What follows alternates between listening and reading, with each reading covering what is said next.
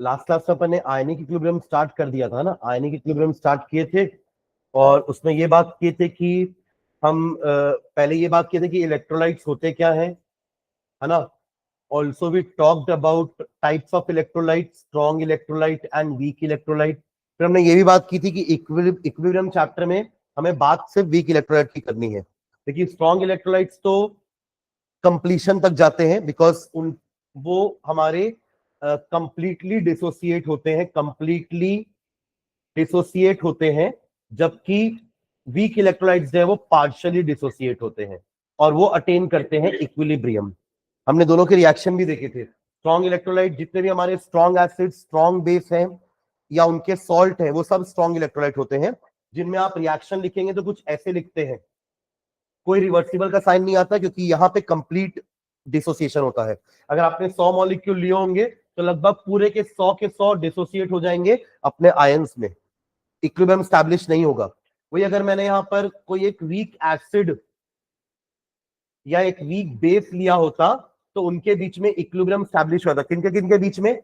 उनके dissociated ions, उनके dissociated ions and undissociated molecules के बीच में।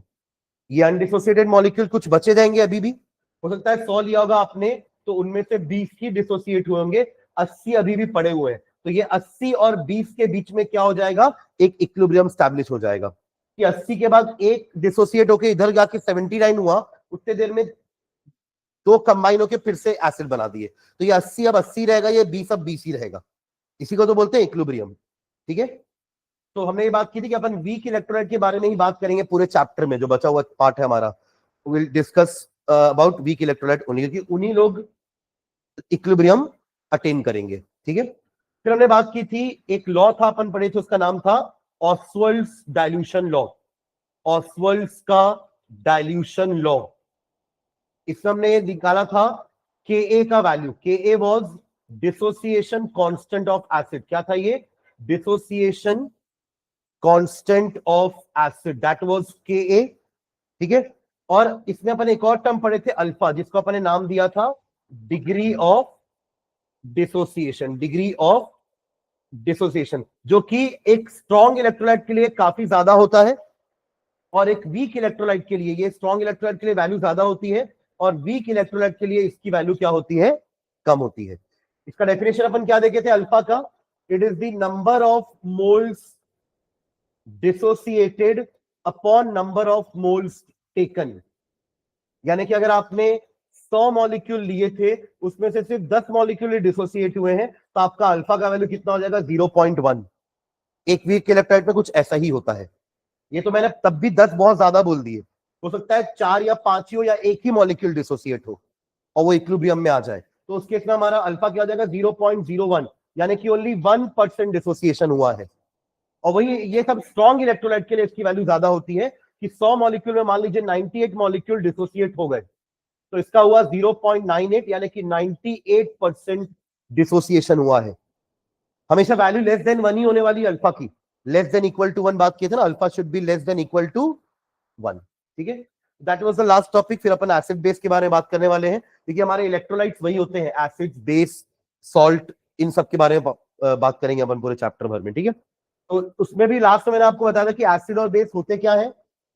जो आपने 10th क्लास में एसिड बेस पढ़ा है वो क्लासिकल डेफिनेशन होता था। क्या पढ़ते थे अपन एसिड और बेस के बारे में? कि एसिड सोर टेस्ट के होते हैं, वो आपके ब्लू लिटमस पेपर को रेड कर देते हैं। ये बिटर टेस्ट के होते हैं और ये रेड लिटमस पेपर को ब्लू कर देते हैं। ये सब बात किए थे अपन, ये क्लासिकल कंसेप्ट था।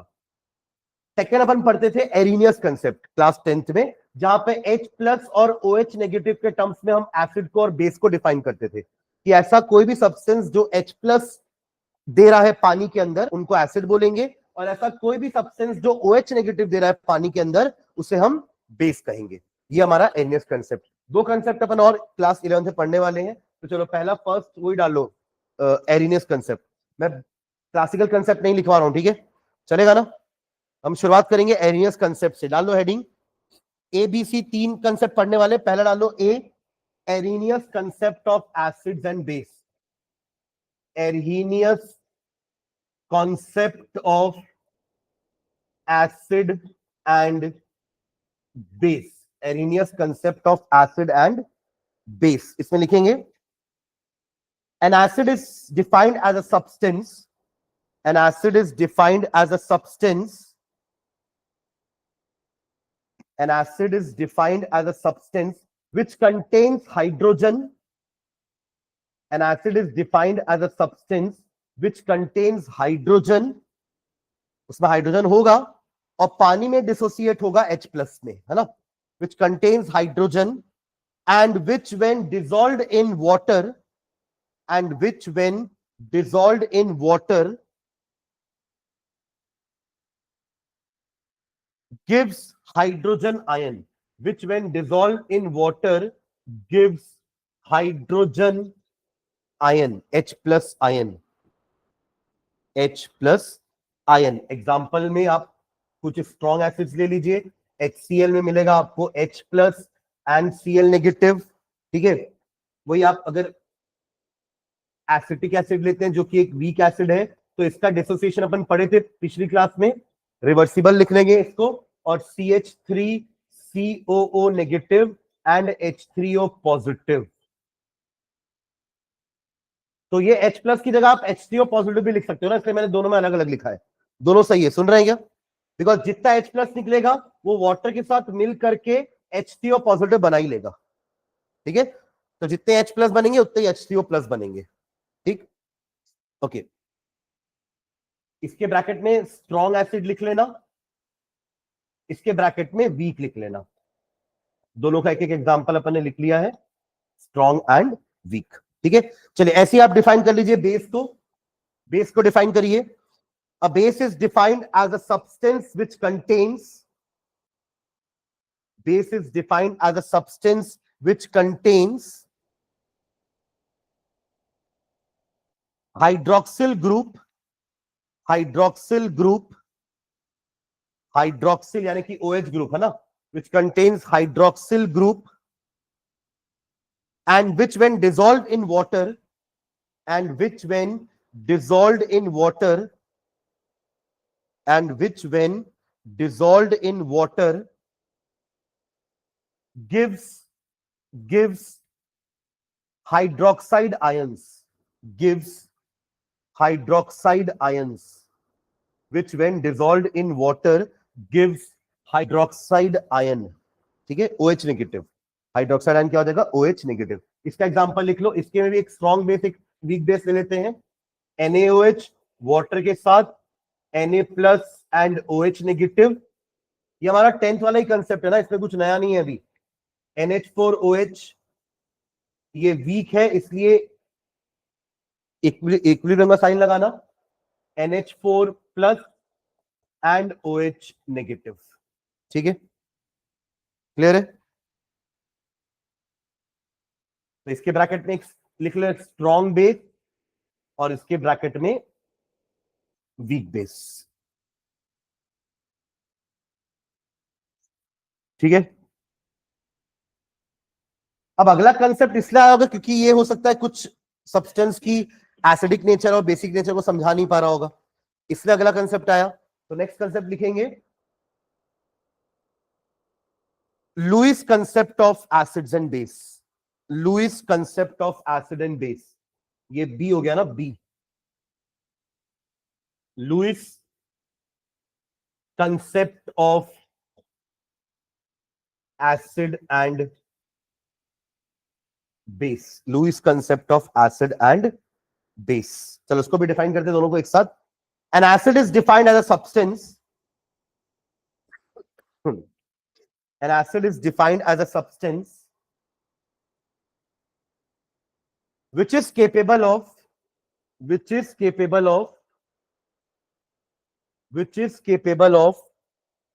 accepting a pair of electrons, which is capable of accepting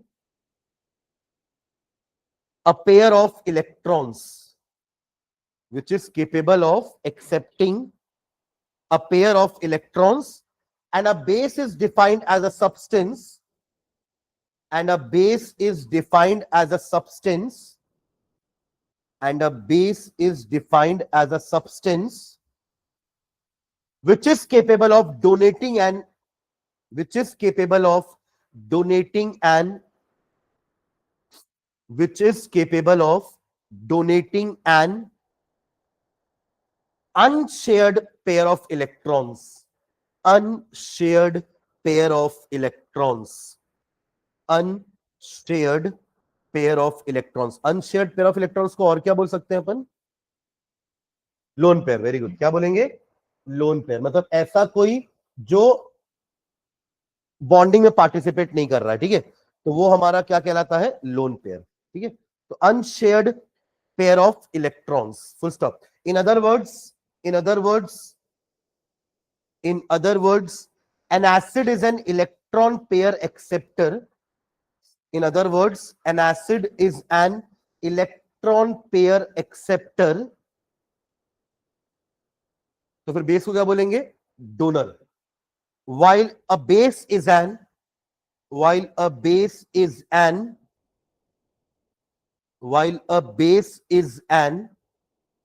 electron pair donor. ठीक है, एक एग्जांपल लिखना नीचे.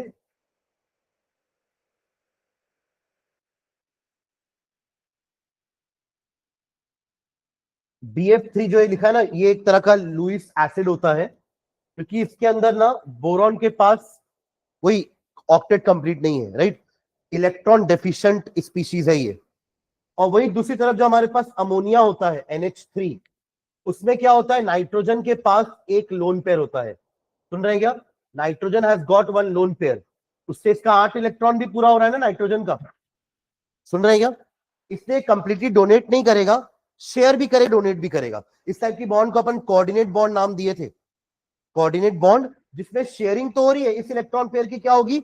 शेयरिंग होगी, बट शेयर्ड पेयर किसका है? अमोनिया का ही है बस. ठीक है, तो इसके कारण क्या होगा? ये डोनेशन करेगा और आपका रिएक्शन कुछ, तो आपका जो अटैचमेंट होगा वो कुछ ऐसा हो जाएगा. इसी को बोलते हैं अपन कोऑर्डिनेट बॉन्ड. ठीक है, ये कुछ ऐसा ही बन जाएगा. BF3 attached with NH3. ठीक है, इसने इलेक्ट्रॉन डोनेट किया, इसने इलेक्ट्रॉन एक्सेप्ट किया है. ठीक है, देख लो ऐसे इसको. ये आपका नीचे इसमें लिखना लुईस एसिड है ये, और ये आपका लुईस बेस है.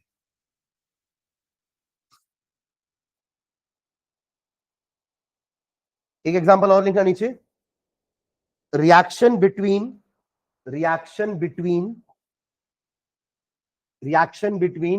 NH3 and H plus. Reaction between NH3 and H plus. Again NH3 के पास लोन पेयर है और H के पास कुछ भी नहीं है. ठीक है, H अकेला है, कुछ भी नहीं, उसके पास इलेक्ट्रॉन नहीं बचा. एक ही तो इलेक्ट्रॉन था, वो भी उसने लूज कर दिया, H प्लस बचा है. तो अब जब इनका रिएक्शन होगा तो अगेन अमोनिया क्या करेगा? एक कोऑर्डिनेट बॉन्ड बनाएगा. किसके साथ? H के साथ. ठीक है, तो ये आपका हो गया लुईस एसिड और ये हो गया हमारा लुईस, सॉरी उल्टा लिख दिया, ये Lewis base and this is Lewis acid. इसने इलेक्ट्रॉन एक्सेप्ट किया, इसने इलेक्ट्रॉन डोनेट किया. ठीक है, कुछ और एग्जांपल लिखना नीचे.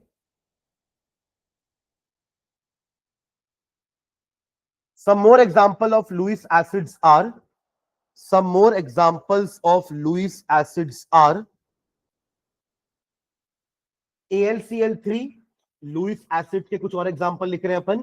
AlCl3, इसमें देखो एल्यूमिनियम का जो सेंट्रल एटम है ना, एल्यूमिनियम 3 क्लोरीन आजू बाजू में है, तो एल्यूमिनियम का ऑक्टेट कंप्लीट नहीं है अगेन. ठीक है, तो जो भी इलेक्ट्रॉन डेफिशिएंट स्पीशीज होंगे ना, वो आपके क्या होते हैं? Lewis acids. और जिनके पास ऐसे इलेक्ट्रॉन पेयर रहता है अनशेयर्ड वाला, वो क्या होते हैं? Lewis bases. ठीक है, तो AlCl3 और एग्जांपल लिखो. FeBr3, इसकी जगह FeCl3 भी आ सकता है, ब्रोमीन की जगह क्लोरीन. ठीक है, फिर एक और कुछ एग्जांपल लिखना. Ag प्लस, जो हमारे कैटायंस हैं, Ag प्लस, Cu2 प्लस, ठीक है, एक्सेट्रा। लुईस बेसिस के एग्जांपल लिखो। Some examples of Lewis bases are, some examples of Lewis bases are. एक तो अपन अमोनिया देख लिए NH3, उसके अलावा जो हमारा अल्कोहल होता है ROH, उसमें भी O के पास क्या रहता है, लोन पेयर। अल्कोहल्स याद है ना, OH। फिर वाटर भी, जो इसको आज तक हम क्या समझते थे, न्यूट्रल। वाटर को न्यूट्रल ही तो बोलते हैं ना क्लास 10 तक, कि it is neither acidic nor basic, इसका पीएच 7 होता है, बोलते थे। तो अब वो लुईस कंसेप्ट के अकॉर्डिंग वो भी एक बेस की तरह बिहेव करेगा, ठीक है। तो उसके पास भी क्या है, लोन पेयर है। और आप ये जो हाइड्रोनियम आयन बनता है, ये कैसे बनता है हाइड्रोनियम आयन, H2O में O के पास लोन पेयर है, ये H पॉजिटिव को दे देगा, तो ये हो गया आपका लुईस बेस और ये हो गया लुईस एसिड। क्लियर है। और क्या बनेगा, रिजल्टेंट क्या होगा, H3O plus H3O positive, H3O positive, ठीक है। तो वाटर भी एक तरह का लुईस बेस हो गया। और एग्जांपल लिखना, अमाइंस, हमारे अमाइंस होते हैं RNH2, वहां पे भी N के ऊपर क्या होता है, एक lone pair. Amines organic compound है ना, amines.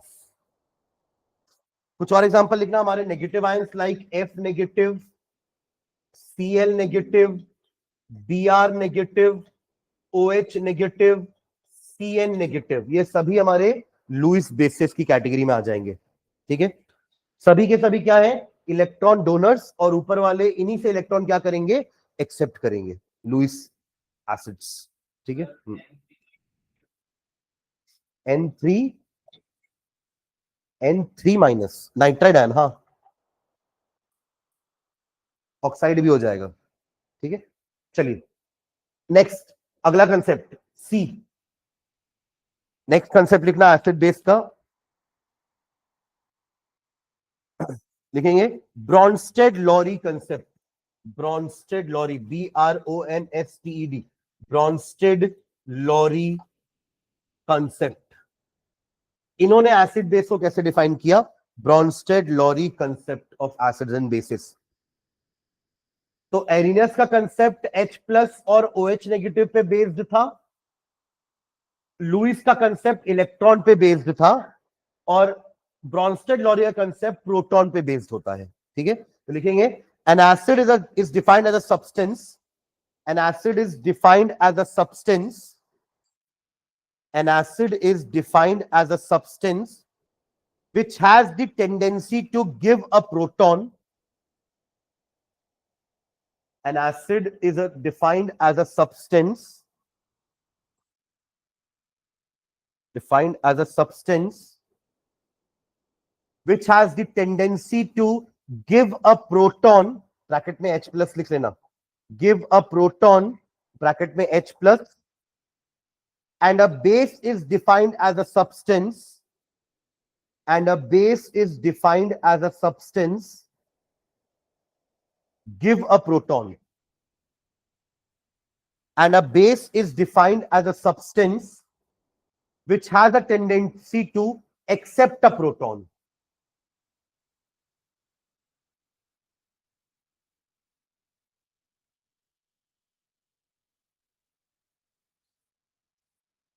Tendency to accept the proton, ठीक है। वहां यही चीज अपन इलेक्ट्रॉन के टर्म्स में लिख रहे थे, तो इन अदर वर्ड्स क्या लिख सकते हैं, इन other words acid is a proton donor. Acids क्या होते हैं हमारे, प्रोटॉन डोनर होते हैं। वो तो देखो वैसे भी प्रोटॉन छोड़ ही रहे थे ना एसिड्स, एरिनस के अकॉर्डिंग भी वो तो वैसे भी प्रोटॉन छोड़ ही रहे थे, ठीक है। तो वो एसिड्स हुए, और जो गेन करेगा वो बेस हो जाएगा, ठीक है। तो in other words acids are proton donors whereas bases are proton acceptors, bases are proton acceptors.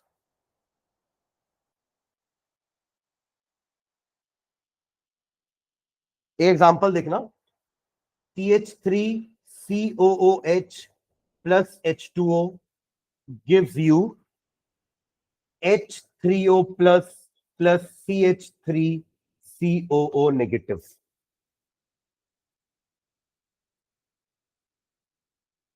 ठीक है। अब अगर आप इसमें फॉरवर्ड रिएक्शन देखो, ध्यान से देखना, इसको समझना ना, ब्रॉन्सन लॉरी कंसेप्ट इंपॉर्टेंट है ना एवरीवन, इधर ध्यान देंगे। तो ये हमारा एसिड कहला रहा है, क्यों? क्योंकि इसने प्रोटॉन डोनेट किया है, किसको? वाटर को। तब तो वाटर H3O+ बनाना है ना, तो उसके अकॉर्डिंग वाटर क्या होना चाहिए? बेस। ये हो गया एसिड, इससे एसिड ने प्रोटॉन इसको दिया, इसलिए ये एसिड कहलाया। बदले में ये बन गया CH3COO नेगेटिव, और H2O ने प्रोटॉन एक्सेप्ट किया, बन गया वो H3O पॉजिटिव। करेक्ट? तो उस हिसाब से ये होना चाहिए हमारा एसिड और ये बेस। क्लियर है? अब इस रिएक्शन को उल्टा देखो। H3O पॉजिटिव ने अपना प्रोटॉन डोनेट किया, ये दिख रहा? H3O पॉजिटिव से H2O बना, मतलब उसने अपना प्रोटॉन छोड़ दिया ना, तो ये क्या हो गया? एसिड। और इसने प्रोटॉन गेन किया, तो ये क्या हो गया? बेस। करेक्ट है? पर ये बना किससे था? इस एसिड से। ये बना किससे था? इस एसिड से। और ये किससे बना था? इस बेस से। समझ रहे क्या? तो इनका पेयर कहलाता है कॉन्जुगेट एसिड बेस पेयर। क्या कहलाता है? Conjugate acid base pair. क्योंकि देखो, ये बेस है और ये एसिड है, इस एसिड ने प्रोटॉन लूज करके एक बेस बना दिया। रिवर्स रिएक्शन में ये बेस नहीं दिख रहा आपको, और रिवर्स रिएक्शन में ये एसिड है, ये बेस ने प्रोटॉन एक्सेप्ट करके उसको एसिड बना दिया। अब वो एसिड बन चुका है, क्योंकि अब वो प्रोटॉन डोनेट कर सकता है। समझ रहे? मतलब इसने खुद लिया इससे, और अब ये भी डोनेट कर सकता है। किससे लिया इसने प्रोटॉन? इस एसिड से। तो अब इसके पास भी प्रोटॉन आ चुका है, तो ये भी डोनेट कर सकता है। तो रिवर्स रिएक्शन में ये एसिड हो गया और ये इसका बेस हो गया। समझ रहे हैं क्या? तो ये जो मैंने पेयर्स बनाए हैं ना, इनको कहते हैं अपन conjugate acid base pair. Conjugate, ये नहीं कहलाएगा एसिड बेस पेयर। सुन रहे हैं क्या? नो डाउट ये एसिड और ये बेस है, but conjugate acid base pair क्या होता है? इसका एसिड से जो बेस बना, इस एसिड से जो बेस बना, ये नहीं जो बेस आपने लिया वो नहीं, इस एसिड से प्रोटॉन लूज करके जो बेस बना, वो कहलाता है इसका कॉन्जुगेट बेस। इस एसिड का कॉन्जुगेट बेस। और इस बेस से जो एसिड बना, वो कहलाएगा इस बेस का कॉन्जुगेट एसिड पेयर, कपल। समझ रहे हैं क्या? तो एसिड बेस ये भी है, एसिड के साथ बेस ये भी है, एसिड के साथ ये भी है बेस, पर हम पेयर किसका बोल रहे हैं? इन दोनों का, क्योंकि इस एसिड से ही ये बेस बना है और इस एसिड से ये बेस बना है। क्लियर है? ठीक है? तो एक एग्जांपल लिख लो पहले, ये वाला। इस एग्जांपल के बारे में लिखवाता हूं नीचे। ये ए बी मत लिखना आप लोग, है ना, पहले ये रिएक्शन लिख लो, फिर मैं नीचे लिखाता हूं इसमें हो क्या रहा है। कर सकते हैं वहां रिएक्शन उल्टा तो देख सकते हैं ना अपन। मतलब आप HCl को लिख दो, भले वो प्रैक्टिकली हो नहीं रहा है, पर आप उसमें ऐसा लिख करके बता सकते हो कि H3O पॉजिटिव बन रहा है और Cl नेगेटिव बन रहा है। अब रिएक्शन को रिवर्स देखोगे तो H3O से H2O बना बाय लूजिंग प्रोटॉन, तो ये अब एसिड हो गया, और ये आपका हो गया बाय गेनिंग प्रोटॉन, ये आपका हो गया base. Bye gaining proton and by losing proton, ये हो गया आपका एसिड। और इस केस में ये आपका एसिड हो गया क्योंकि इसने प्रोटॉन डोनेट करके बेस बनाया, और ये आपका बेस होगा क्योंकि इसने प्रोटॉन एक्सेप्ट करके ये एसिड बनाया। लिख सकते हैं वहां पे भी ऐसा। ठीक है? देखो नीचे, in the above reaction, in the above reaction, in the above reaction, CH3COOH, CH3COOH is acid since it donates a proton. Since it donates a proton. Since it donates a proton. ठीक है? Next line में, water is accepting a proton. Water is accepting a proton. Water accept किया ना proton, तब तो H3O positive बना. Water is accepting a proton and hence is a base. And hence is a base. And hence is a base. And hence is a base. ठीक है? Full stop. The reverse reactions are also acid-base reactions. The reverse reactions are also acid base reactions. The reverse reactions are also acid base reactions. That is H3O positive.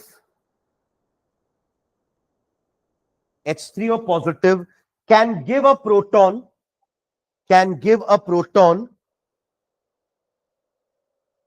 and hence is an acid,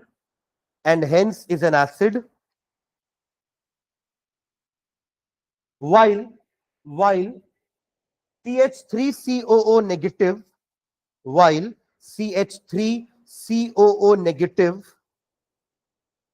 can accept proton, and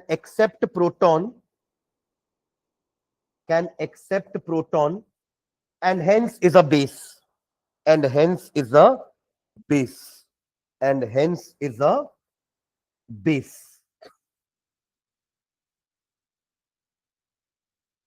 Thus, there are two acid base pairs in the above reaction. Thus, there are two acid base pairs in the above reaction. Thus, there are two acid base pairs in the above reaction. और वो acid base pair मैं इन दोनों को नहीं बोल रहा हूं, है ना? सुन रहे हैं क्या? हम इन दोनों acid base को acid base pair नहीं बोल रहे हैं. हम इसको और इसको acid base pair बोल रहे हैं और इसको acid base pair बोल रहे हैं. जो बेस उस एसिड से बना है या जो एसिड उस बेस से बना है वो कहलाता है एसिड बेस या एसिड बेस पेयर. ठीक है, तो thus there are क्या लिखे? Thus there are two acid base pair in the above reaction. They are CH3COOH hyphen डाल करके CH3COO नेगेटिव लिखेंगे. ये पहला बेस हुआ, पहला एसिड बेस पेयर हुआ. एंड सेकेंड में H3O पॉजिटिव हाइफन डाल करके H2O. हाइफन है, माइनस नहीं है. ठीक है, these acid base pairs are called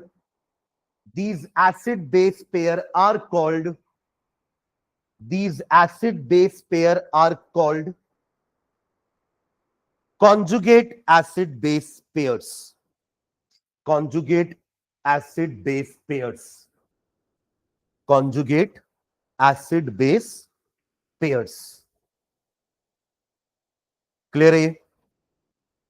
और देखो इनके बीच का रिलेशन क्या है, आप इससे समझ सकते हो कि आपने क्या किया. कॉन्जुगेट एसिड से बेस बनाया जा सकता है. आपको क्या करना है? बस एक प्रोटॉन रिमूव करना है, तब तो ये आ जाएगा ना. तो आपको मिल जाएगा conjugate base by losing a proton. और अगर कॉन्जुगेट बेस में प्रोटॉन ऐड कर दोगे तो वापस से एसिड मिल जाएगा. ये रिएक्शन समझ में आ रहा है क्या लिखा है मैंने? कॉन्जुगेट एसिड अगर एक प्रोटॉन लूज करता है तो कॉन्जुगेट बेस बन जाएगा, और वही कॉन्जुगेट बेस अगर प्रोटॉन एक्सेप्ट कर लेगा तो कॉन्जुगेट एसिड बन जाएगा. इससे क्वेश्चन आता है कि right the conjugate basis of following acids. आपको 4-5 एसिड दे देंगे, उनका कॉन्जुगेट बेस लिखो बोलेंगे, तो क्या करना है आपको? सब में से H+ हटाते जाना है, तो जो बचेगा वो आपका कॉन्जुगेट बेस होगा. और अगर कॉन्जुगेट बेस दिया है, बोलेगा इनके कॉन्जुगेट एसिड लिखो, तभी तो पेयर कंप्लीट होगा ना. तो आप क्या करोगे? उसके में H+ ऐड कर दोगे तो कॉन्जुगेट एसिड आ जाएगा. समझ में आ रहा है क्या? तो ये लिख लो. तो thus conjugate acid gives conjugate base plus proton, या conjugate base में प्रोटॉन ऐड करने पर आपको conjugate acid मिल जाएगा. क्लियर है?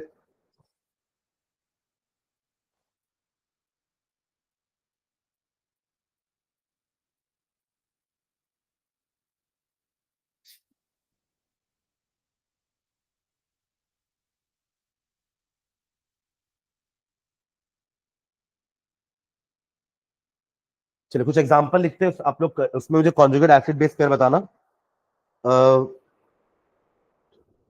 CO3 2 negative plus H2O. इस रिएक्शन को कंप्लीट करो.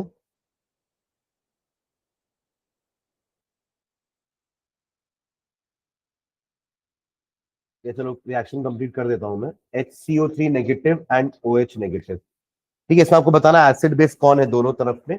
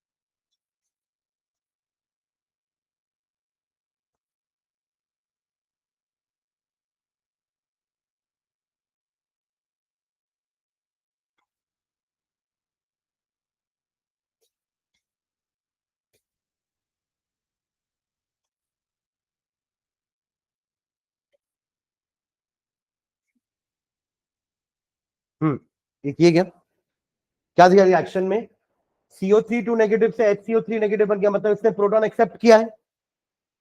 कार्बोनेट से बाइकार्बोनेट कैसे बनेगा, प्रोटॉन एक्सेप्ट करके बनेगा ना। तो ये अगर प्रोटॉन एक्सेप्टर है तो ये क्या हो गया हमारा बेस, और ये इससे H प्लस लूज हुआ तब ये वापस कार्बोनेट बना, तो ये हमारा हो जाएगा एसिड। वैसे भी उस बेस से ये एसिड बनेगा। तो अब ये वाटर क्या हो जाएगा हमारा, वाटर से OH नेगेटिव कब बनेगा, जब प्रोटॉन लूज करेगा, यानी कि ये एसिड है और ये बेस है। तो अभी तक देखो, अभी अपन पीछे वाटर को क्या बोल रहे थे और अब क्या बोल रहे हैं। तो वाटर क्या है, बीच वाला है। अच्छा,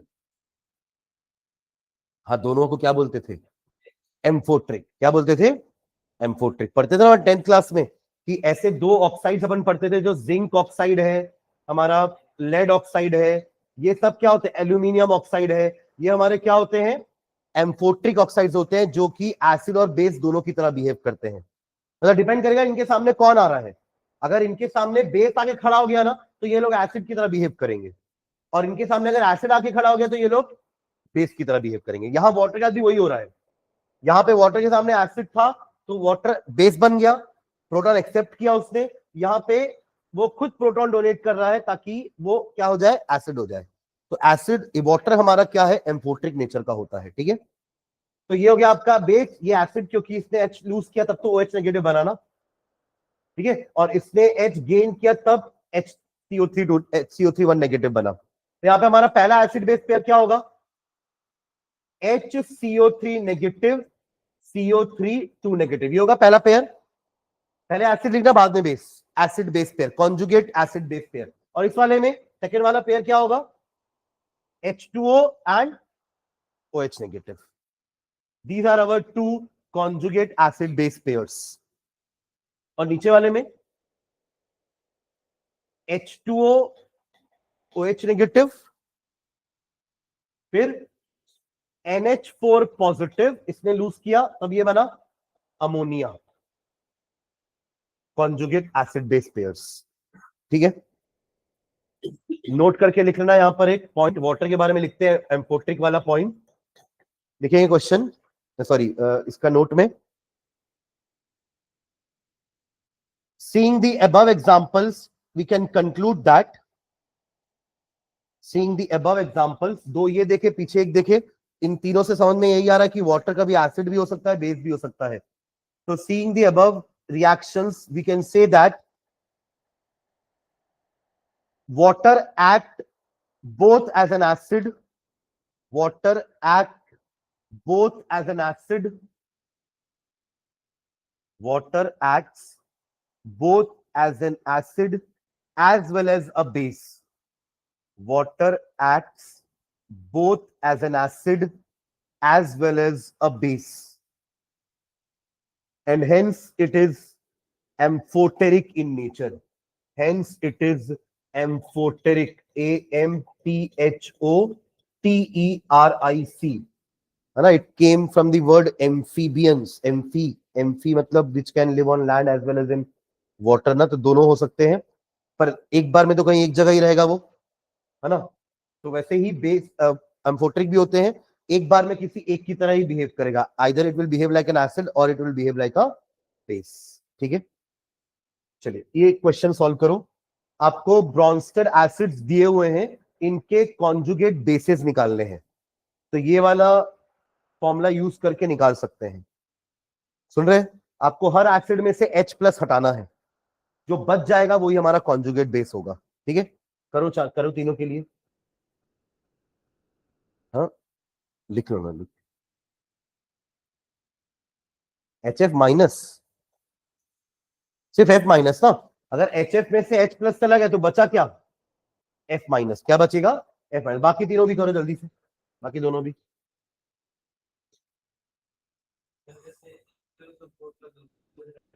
नहीं, एक हटा दो बस, एक प्रोटॉन हटा के दिखाना है बस। तो HSO4 का 1 नेगेटिव। ठीक है, और यहां क्या हो जाएगा? CO3 1 नेगेटिव मत लिखना। हाँ वही समझना है ना कि ये 2 नेगेटिव होता है। ठीक है, तब तो जब प्रोटॉन ऐड होगा तो ये 1 नेगेटिव हो जाएगा ना वापस से। सुन रहे? तो चार्जेस समझ के लिखना है ना, ऐसा नहीं कि बस H हटा दिए जो बच गया वो लिख दिए, ऐसा नहीं होगा। तो अगर ऐसा लिखते तो CO3 1 नेगेटिव लिखते, वो गलत हो जाता। क्लियर है ये? ठीक है, इसका उल्टा क्वेश्चन करना। कॉन्जुगेट एसिड्स निकालना है फॉर द कॉन्जुगेट बेसिस। तो बेसिस के नाम लिखे हुए हैं, बेस के नाम लिखे हैं, यहां लिख लो फाइंड फाइंड कॉन्जुगेट एसिड्स। सिर्फ इतना ही लिख के छोड़ दो। बेसिस लिखे हुए हैं, पहला है NH2 negative, second is NH3 and third is HCOO negative. इनके आपको कॉन्जुगेट एसिड्स निकालने हैं। ठीक है, तो सब में क्या करोगे? H प्लस ऐड करोगे, यहां पे H प्लस माइनस करेंगे, यहां पे H प्लस ऐड करेंगे। तो ये H प्लस ऐड करेंगे तो क्या होगा बताते जाइए। NH3 पहला क्या हो जाएगा? NH3 इसका conjugate acid, NH4 plus ammonium ion, और ये एसिड HCOOH, ये formic acid. Common name formic acid, IUPAC name methanoic acid. एक कार्बन है ना, तो मिथ आएगा, मिथेनोइक एसिड हो जाएगा ये। ठीक है, ठीक है, तो ये हमारा एसिड बेस्ड कंसेप्ट हुआ। ठीक है, तीनों कंसेप्ट एक क्लासिकल कंसेप्ट है जो आप लोग पहले से जानते हो। ठीक है, चलिए नेक्स्ट लाइन डालिएगा।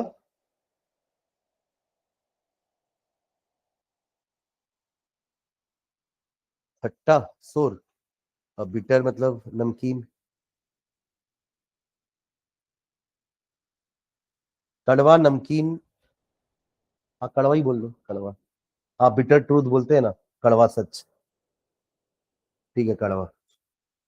हाँ चलो नेक्स्ट लाइन डालना।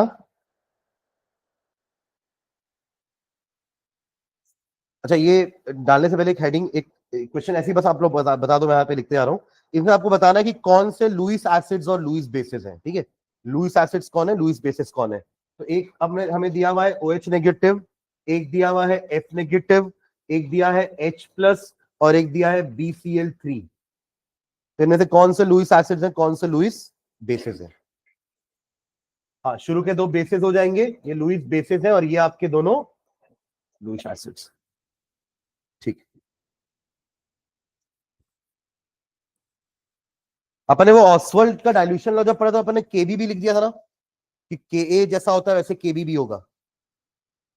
के लिए अपन ने ये इक्वेशन लिया था ना, एसिटिक एसिड वाला, CH3COOH plus H2O gives you CH3COO negative plus H3O का पॉजिटिव। और यहां से अपन के कैसे निकाले थे? अपन ने बोलिए था ना, ये सी अल्फा, सी है पहले, ये दोनों जीरो है, तो बाद में ये C माइनस सी अल्फा हो जाएगा, और ये दोनों सी अल्फा होंगे। याद है, ये किया था हमने लास्ट क्लास में। तो के क्या हो जाएगा इनके लिए? C alpha into C alpha upon C common निकाल करके 1 माइनस अल्फा, जहां पे एक सी कैंसिल किए थे, और ये आ गया था C alpha square upon 1 minus alpha. याद आया?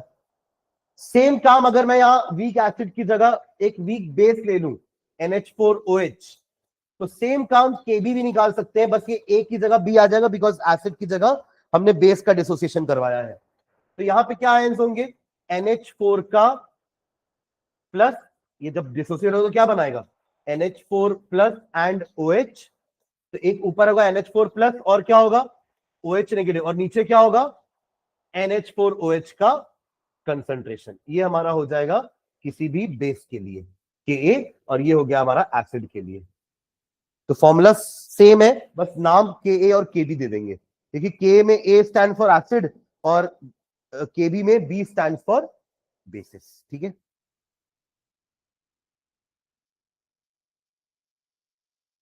हाँ चलिए नेक्स्ट सही डालना।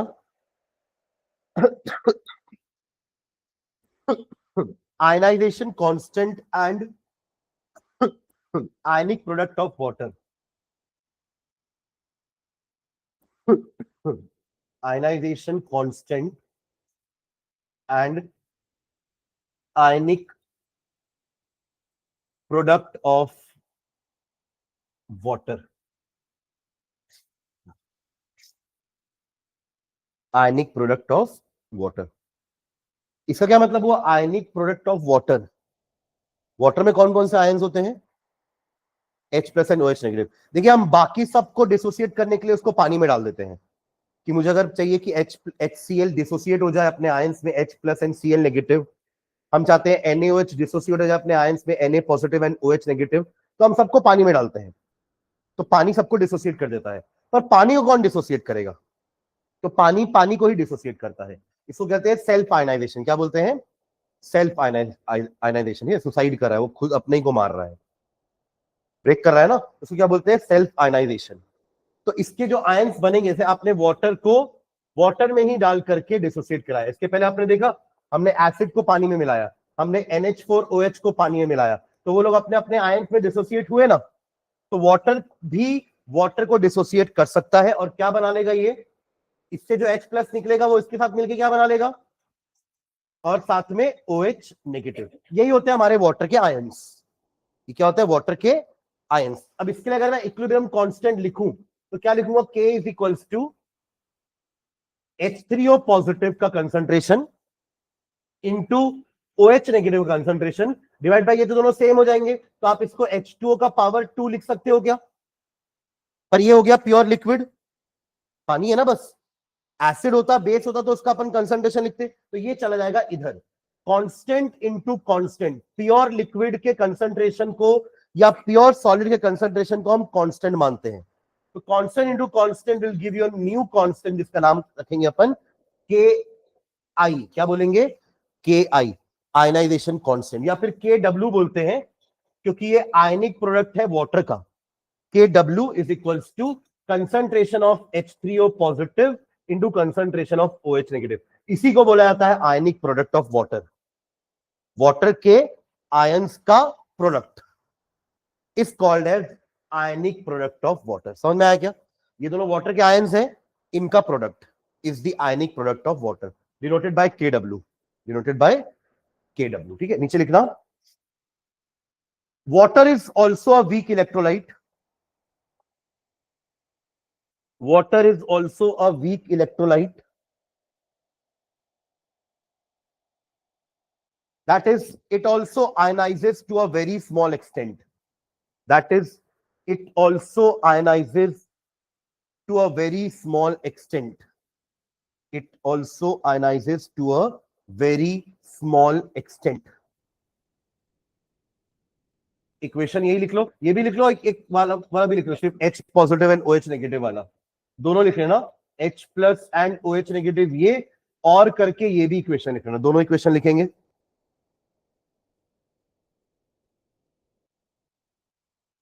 वसुधा का है आज,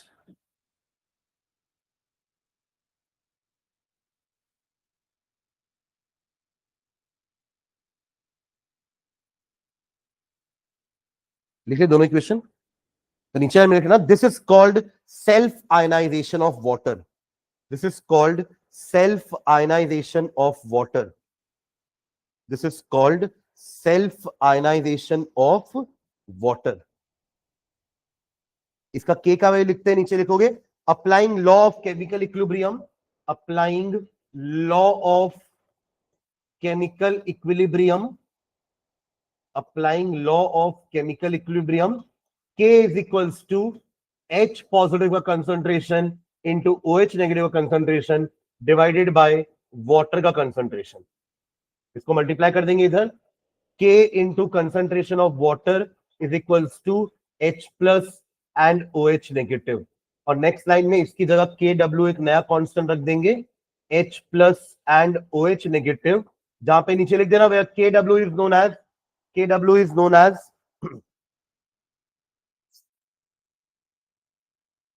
KW इज नोन एज, लिख लिए क्या?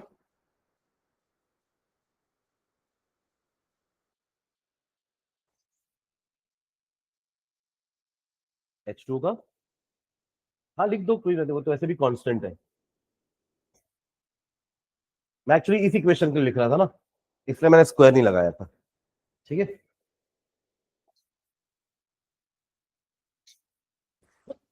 हाँ, KW इज नोन एज लिख लो नीचे, ionic product of water, KW is known as ionic product of water, ionic product of water. नीचे उसका डेफिनेशन लिखते हैं, KW may be defined as, KW may be defined as, KW may be defined as the product of molar concentration of, the product of molar concentration, जो square bracket लिखते हैं उसका मतलब वही है ना, मोलार कंसंट्रेशन, मोल पर लीटर वाला, molarity. It is the product of molar concentration of H plus और H3O plus ions, H plus और H3O plus ions and OH negative ions, molar concentration of H plus या OH H3O positive ions and OH negative ions, ठीक है। Next line में, experimentally the value of KW, experimentally the value of KW, experimentally the value of KW at 25 degrees Celsius is found to be, at 25 degrees Celsius is found to be 1.008 into 10 to the power minus 14 into 10 to the power minus 14। इसको आप 1.008 को approximately 1 भी लिख सकते हो ना, 0.008 ज्यादा कोई बड़ा नंबर है नहीं, तो 10 टू द पावर माइनस 14 ये आपके KW का वैल्यू है। नीचे लिखेंगे, we know that in H2O concentration of H plus, ऐसा लिखना, पूरा लिखने का जरूरत नहीं, concentration of H plus, concentration of H plus is equal to concentration of OH negative. ये होता है वाटर में, तभी तो अपन न्यूट्रल बोलते थे इसको आज तक, कि कंसंट्रेशन, आप देखो ना वाटर में तोड़ोगे तो हर एक पानी के बाद एक एक ही निकला ना दोनों, तो दोनों का कंसंट्रेशन सेम ही होगा, ठीक है। क्या लिखे, H plus, concentration of H plus equal to concentration of OH negative, that is 10 to the power minus 7, दोनों का 10 टू द पावर माइनस 7 हो जाएगा, क्योंकि overall 10 to the power minus 14 है। देखो ना, इन दोनों का ओवरऑल प्रोडक्ट कितना है, 10 टू द पावर माइनस 14, दोनों क्या होंगे, individually 10 to the power minus 7, 10 to the power minus 7, तभी तो प्रोडक्ट आएगा 10 to the power minus 14, add कर देंगे दोनों के पावर्स को, ठीक है, that is 10 to the power minus 7 mole per litre, unit भी लिख लेंगे, मोल पर लीटर, मोल पर लीटर, ठीक है। चलिए नेक्स्ट लाइन डालेगा, पीएच, पीएच, पीएच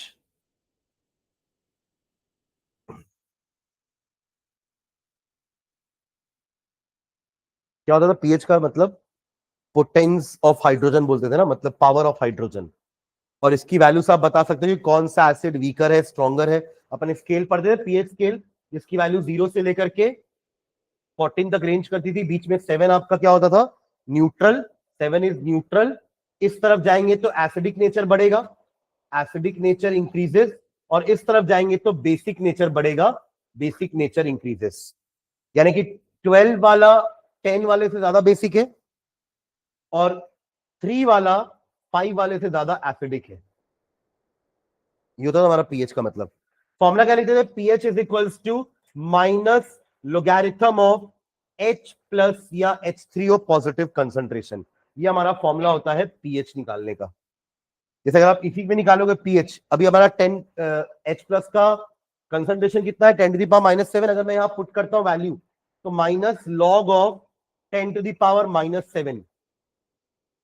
हाँ, आंसर 7 आएगा। -7 जम करके सामने आ जाएगा। एक लॉग का प्रॉपर्टी अपन पढ़ते हैं, that is m log, sorry, अगर n to the power m है, log n to the power m है, तो अपन उसको m log n लिख सकते हैं। तो यहां वही चीज हो रही है ना, log 10 टू द पावर -7, तो -7 जम करके सामने आ गया, तो माइनस माइनस प्लस हो गया, तो क्या बचेगा ये आपका 7 log ऑफ 10। और log 10 एक और प्रॉपर्टी, log 10 क्या होता है, 1, log 10 इज 1, log 10 इज 1, तो हमारा pH कितना आया, 7, pH is 7।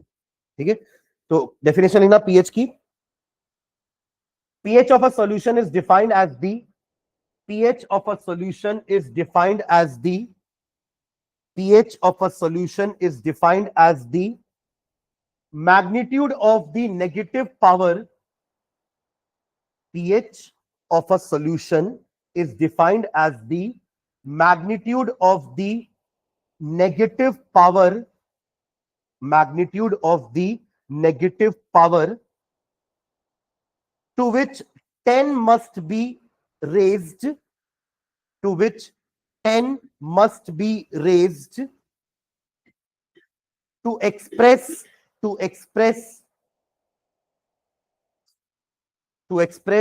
hydrogen or hydronium ion concentration, to express hydrogen or hydronium ion concentration,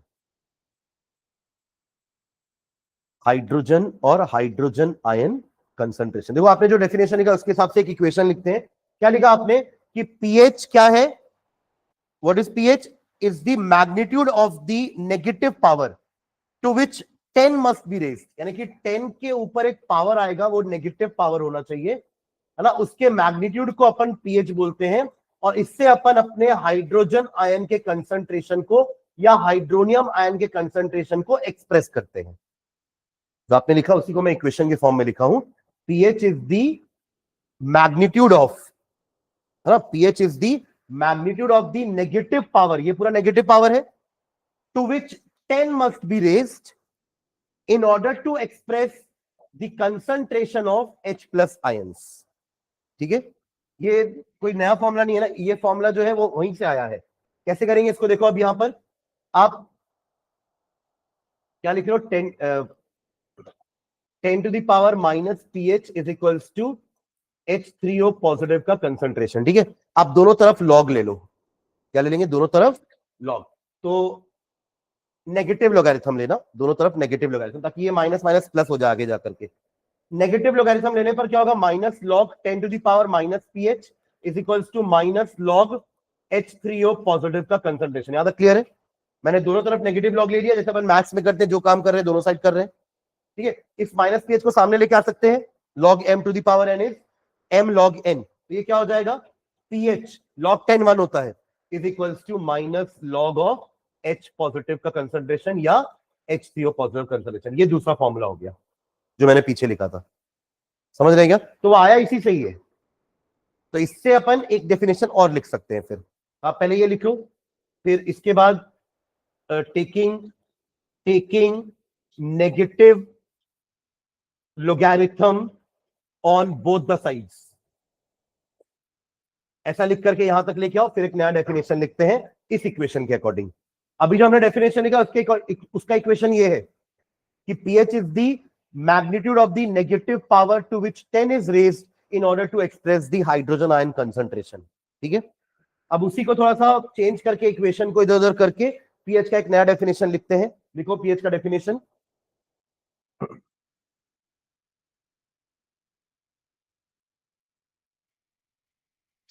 हो गया इक्वेशन यहां तक, देखो डेफिनेशन नीचे, pH may also be defined as the pH may also be defined as the pH may also be defined as the negative logarithm of negative logarithm of hydrogen ion concentration या hydronium ion concentration, hydrogen या hydronium ion concentration.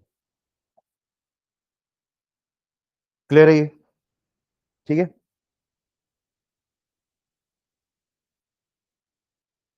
दो तीन property अपन log के आगे use करेंगे। एक अपन log ए into B पढ़ते थे, इसको अपन लॉग ए प्लस लॉग बी लिख सकते हैं, और ये ए बाय बी रहता है तो लॉग ए माइनस लॉग बी लिख सकते हैं। दो अपन ने पीछे देख ही लिए, log M to the power N, N log M होता है, एंड लॉग 10 का वैल्यू 1 होता है। एटलीस्ट इतनी चीजें अपन याद रखेंगे लॉग की प्रॉपर्टीज, जो अपन को अभी इस चैप्टर में थोड़ा बहुत जगह यूज हो सकता है। ठीक है,